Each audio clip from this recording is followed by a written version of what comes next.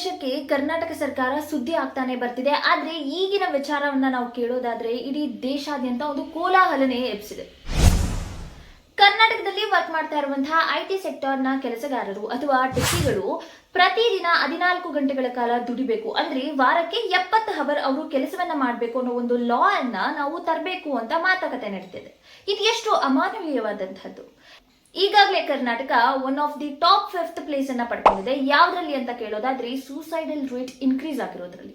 ಹೌದು, 2021ನೇ ಇಸ್ವಿಯನ್ನ ಮಾತ್ರ ನಾವು ಕನ್ಸಿಡರ್ ಮಾಡೋದಾದ್ರೆ ಕರ್ನಾಟಕದಲ್ಲಿ ಒಟ್ಟು 13,000ಕ್ಕೂ ಹೆಚ್ಚು ಜನ ಸೂಸೈಡ್ ಅಟೆಂಪ್ಟ್ ಮಾಡಿ ತಮ್ಮ ಆತ್ಮಹತ್ಯೆಗೆ ಪ್ರಯತ್ನವನ್ನ ಪಟ್ಟಿರೋರು ಹಾಗೂ ಅದರಿಂದ ಸತ್ತಿರೋರ ಸಂಖ್ಯೆ ಇದೆ.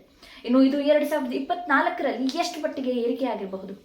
ಇದಲ್ಲದೆ ಬೆಂಗಳೂರು ಒಂದನ್ನೇ ನಾವು ಕನ್ಸಿಡರ್ ಮಾಡಿದ್ರೆ 13.8% of the techies in Bengaluru are suffering from depression.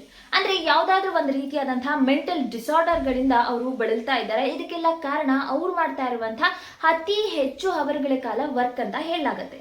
ಅವರು ಒಂದು ಸ್ಟ್ರೆಸ್ಫುಲ್ ಎನ್ವಿರಾನ್ಮೆಂಟ್ ಅಲ್ಲಿ ಇದ್ದು ಈ ವರ್ಕ್ ಬಗ್ಗೆ ಕಾನ್ಸಂಟ್ರೇಷನ್ ಮಾಡ್ತಾ ಇರೋದ್ರಿಂದ ಅವರ ಹೆಲ್ತ್ ಹಾಗೂ ಮೆಂಟಲ್ ಹೆಲ್ತ್ ಎರಡರ ಮೇಲೂ ಕೂಡ ಪರಿಣಾಮ ಬೀರ್ತಾ ಇದೆ. ಈಗಾಗಲೇ 9+10 ವರ್ಕಿಂಗ್ ಹಾರ್ಸ್ ಅಲ್ಲಿ ಇರುವಂತಹ ವ್ಯಕ್ತಿಗಳು ಇನ್ನೂ ಹೆಚ್ಚು ವರ್ಕ್ ಮಾಡೋದ್ರಿಂದ ಅವರಿಗೆ ಹಲವಾರು ರೀತಿಯಾದಂತಹ ಹೆಲ್ತ್ ಇಶ್ಯೂಸ್ ಕಂಡು ಬರಬಹುದು.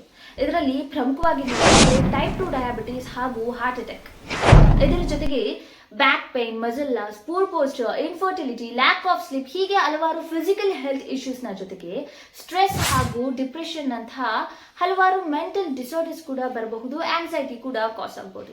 ಇದರಿಂದ ಅವರ ವರ್ಕಿಂಗ್ ಎಫಿಷಿಯನ್ಸಿ ಕೂಡ ಕಡಿಮೆ ಆಗುತ್ತೆ.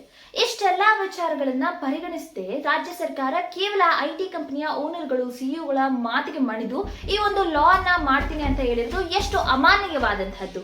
ಇಂತಹ ಐಟಿ ಕಂಪನಿಗಳು ಡೆವಲಪಿಂಗ್ ಕಂಟ್ರಿ ಆಗಿರುವಂತಹ ನಮ್ಮ ಭಾರತವನ್ನ ಯಾಕೆ ಚೂಸ್ ಮಾಡ್ತಾವೆ ಗೊತ್ತಾ?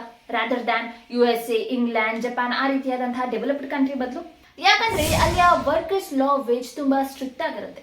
ಅಮೆರಿಕವನ್ನ ನಾವು ಕನ್ಸಿಡರ್ ಮಾಡೋದಾದ್ರೆ ಪ್ರತಿಯೊಬ್ಬ ವ್ಯಕ್ತಿಯು ಕೂಡ ಕೇವಲ 40 ಗಂಟೆಗಳ ಕಾಲ ಮಾತ್ರ ವಾರದಲ್ಲಿ ದುಡಿಬೇಕು. ಅದಕ್ಕಿಂತ ಎಕ್ಸ್ಟ್ರಾ ಏನಾದ್ರೂ ಅವನು ವರ್ಕ್ ಮಾಡ್ತಾನೆ ಅಂದ್ರೆ 1:2 ರೇಷಿಯೋದಲ್ಲಿ ಅವನ ಸ್ಯಾಲರಿಯನ್ನ ಕೂಡ ಇನ್ಕ್ರೀಸ್ ಮಾಡಬೇಕಾಗಿರುತ್ತೆ. ಇದನ್ನ ತಪ್ಪಿದ್ದಲ್ಲಿ ಆ ಕಂಪನಿಗಳಿಗೆ ಅದರದೇ ಆದಂತಹ ಪನಿಷ್ಮೆಂಟ್ಸ್ ಗಳು ಇರುತ್ತೆ. ಇನ್ನ ಇಂಗ್ಲೆಂಡ್ ಅನ್ನ ನಾವು ಕನ್ಸಿಡರ್ ಮಾಡೋದಾದ್ರೆ ವಾರಕ್ಕೆ 48 ಗಂಟೆಗಳ ಕಾಲ ಮ್ಯಾಕ್ಸಿಮಮ್ ಒಬ್ಬ ವ್ಯಕ್ತಿ ಅವನಿಗೆ ವರ್ಕಿಂಗ್ ಪೊಟೆನ್ಶಿಯಲ್ ಇರೋದೇ ಅಷ್ಟು. ಸೊ ಅವನು ಅದನ್ನ ಮೀರಿ ವರ್ಕ್ ಮಾಡಿಸ್ಕೋಬಾರ್ದು ಅನ್ನುವಂತಹ ಸಾಕಷ್ಟು ರೂಲ್ಸ್ ಗಳಿದೆ.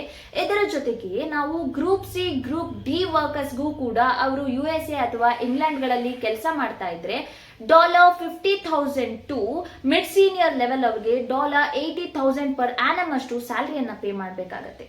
ಆದ್ರೆ ನಮ್ಮ ಭಾರತದ ಸ್ಥಿತಿ ನೋಡಿದಿರಲ್ಲ, ಕೇವಲ 3 lakh per annum to 8 lakh per annum ಒಳಗಡೆಗೇನೆ ಮಿಡ್ ಸೀನಿಯರ್ ಲೆವೆಲ್ ತನಕ ನಾವು ಸಾಕಷ್ಟು ಜನ ವರ್ಕ್ ಮಾಡ್ತಾ ಇದ್ದೀವಿ.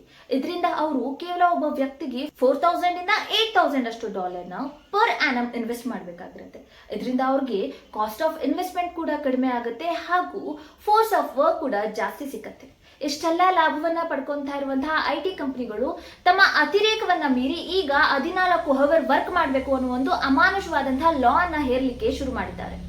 ಇದರ ವಿರುದ್ಧ ಈಗಾಗಲೇ ದೇಶಾದ್ಯಂತ ಚರ್ಚೆಗಳು ಶುರುವಾಗಿದ್ದಾವೆ ಹಾಗೂ ಐಟಿ ಕಂಪನಿಯ ಟೆಕ್ಕಿಗಳು ಕೂಡ ತಮ್ಮ ಒಂದು ವಿಡಿಯೋ ಕಾನ್ಫರೆನ್ಸ್ ಮುಖಾಂತರ ಹಾಗೂ ಸರ್ಕಾರಗಳಿಗೆ ಪತ್ರಗಳನ್ನ ಅಥವಾ ಇಮೇಲ್ ಅನ್ನ ಬರೆಯುವ ಮುಖಾಂತರ ಇದೊಂದು ಅಮಾನುಷವಾದಂತಹ ಕೃತ್ಯ ಅಂತ ತಿಳಿಸಿಪಡೋದಕ್ಕೆ ಪ್ರಯತ್ನವನ್ನ ಮಾಡ್ತಾ ಇದ್ದಾರೆ. ಇದರ ಬಗ್ಗೆ ನಿಮ್ಮ ಅಭಿಪ್ರಾಯವೇನು ಅನ್ನೋದನ್ನ ಕಮೆಂಟ್ ಸೆಕ್ಷನ್ ನಲ್ಲಿ ತಿಳಿಸಿ.